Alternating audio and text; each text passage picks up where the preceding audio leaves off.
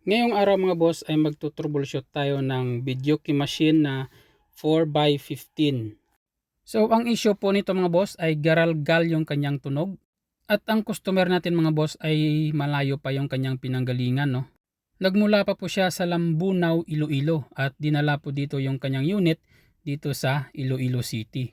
So isa din po siya sa ating mga subscriber at palagi din po siyang nanonood ng ating video ng mga tutorial tungkol sa mga video key machine. So ang unit po na to mga boss ay isang araw pa lang daw dumating. So in order po nila sa Manila at kahapon na po dumating at nung tinesting nila ay pangit yung kanyang tunog at garalgal.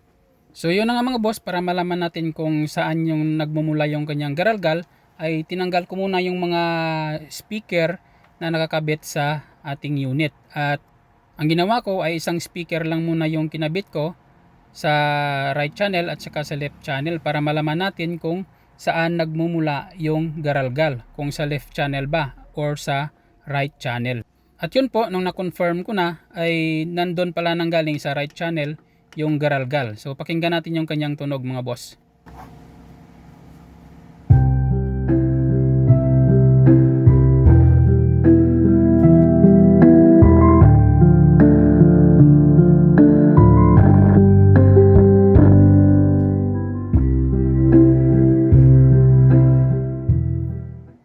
So yun na nga mga boss, no. So yung una, yung suspect ko, kala ko kasi yung speaker yung may tama. Pero nung pinagpalit-palit ko na yung speaker ay yun, na-confirm ko na sa amplifier pala yung may tama mga boss. Right, so ito na mga boss, tinanggal ko na yung amplifier sa ating unit at para mabuksan natin, para malaman natin kung saan nanggagaling yung garalgal na tunog sa amplifier natin.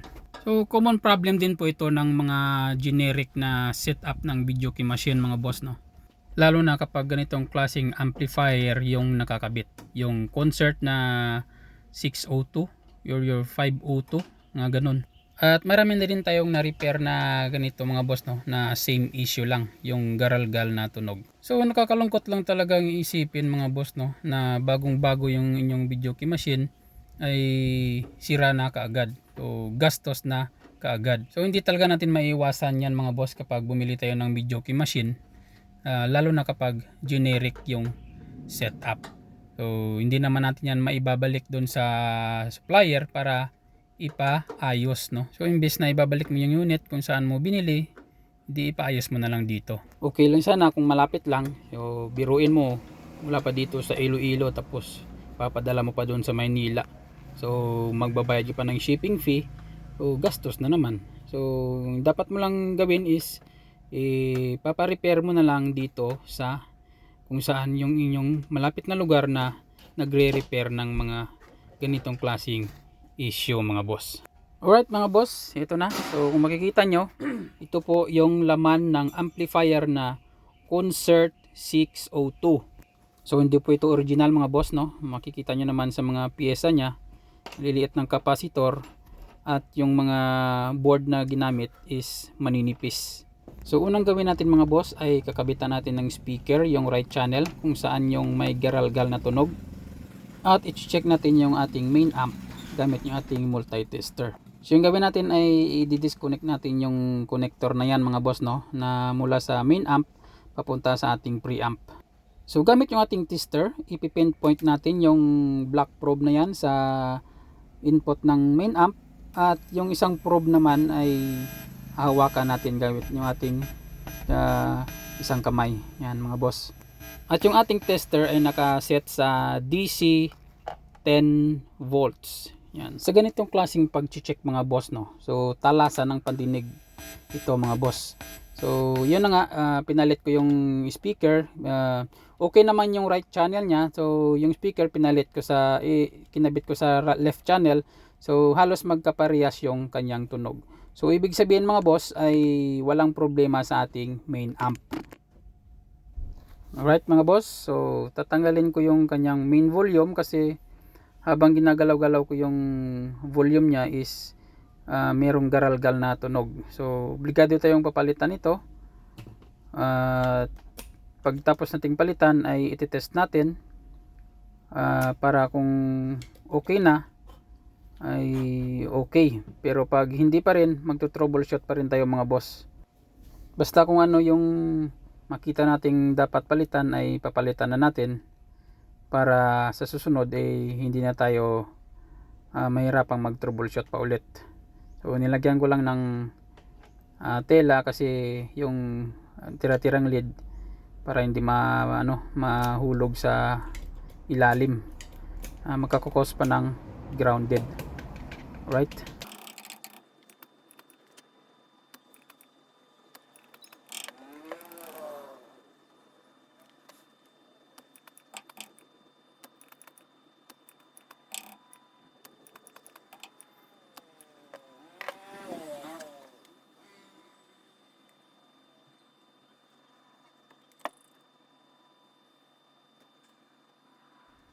Alright, so ito yung kanyang volume mga boss. So papalitan na natin to. Alright, so after natin mapalitan mga boss ng ating volume, ay ititesting na natin to para malaman natin kung okay na. So kung hindi pa rin ay obligado tayong magto-troubleshoot ulit mga boss. So ibabalik ko lang yung mga connector nya para matesting na natin mga boss.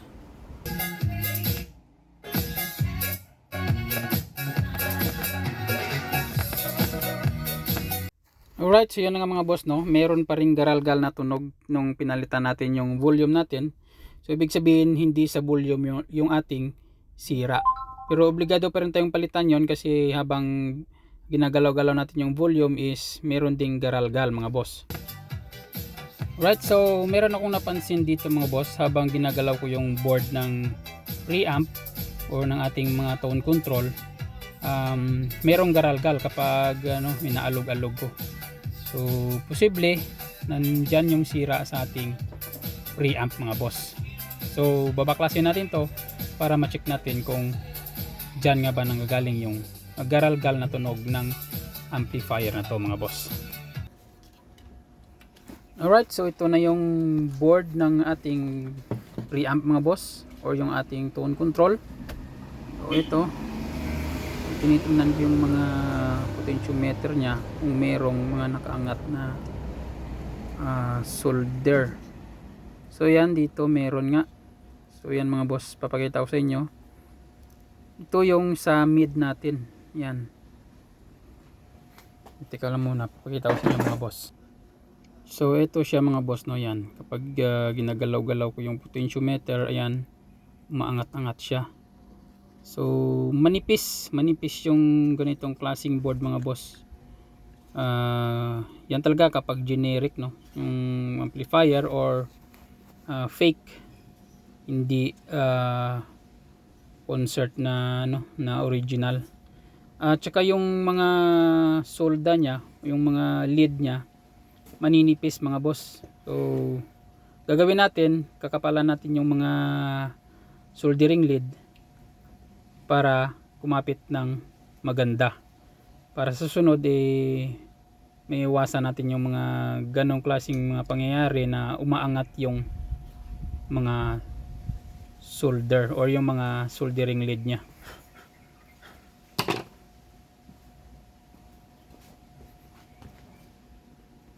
Alright, so yan mga boss, binalatan ko ng konti yung copper nya para may pagkapitan yung soldering lead natin kapag sinolda na natin mga boss. So yan, umpisa natin mag solder at kakapalan natin yung mga maninipis na kapit ng lead dyan mga boss, no, kasi para maiwasan na din sa susunod na ganong klaseng trouble na umaangat yung mga solder. So yan, pasensyahan nyo na boss yung ating soldering iron kasi bitirano na yan so hindi pa dumating yung ating order at yung ating soldering tip medyo sira na. O yan, so nga pala mga boss, habang nanonood kayo, sa mga hindi pa pala nakapag-subscribe sa aking channel, no, please subscribe and syempre pahit na rin ng notification bell para maging updated kayo sa next nating mga i-upload na video mga boss. So maraming salamat sa inyong suporta at sana hindi kayo magsawang suportahan yung ating channel mga boss. So yun na nga mga boss, no, kinakapalan ko lang yung lead sa mga maninipis na parte ng ating preamp board mga boss. So yan.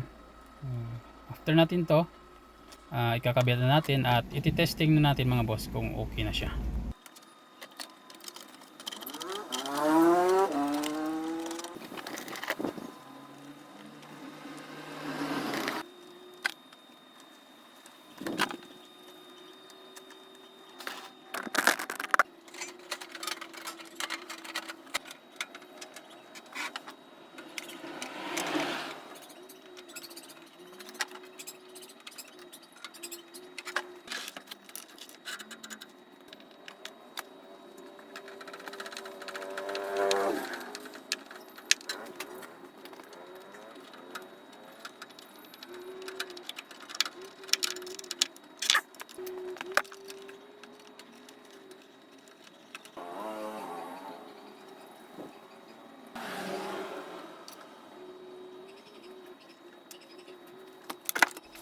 Alright, so ito na mga boss, nakabit na natin yung ating amplifier at iti-testing na natin kung okay na ba siya or meron pang garalgal na tunog mga boss.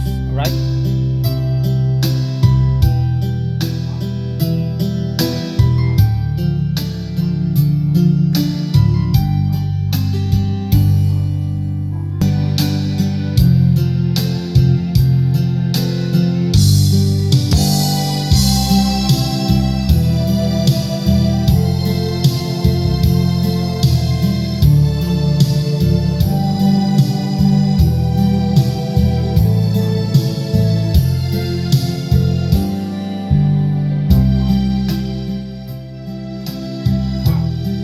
Okay, so yan nga mga boss, no? Yung naging problema lang ng amplifier na to ay naghang yung kanyang solder sa preamp, yung ating mid na potentiometer, at nagpalit na rin tayo ng volume control, yung main. Saka syempre, kinapalan natin yung mga solder ng mga maninipis na soldering lead. So yun lang mga boss, yung naging problema niya.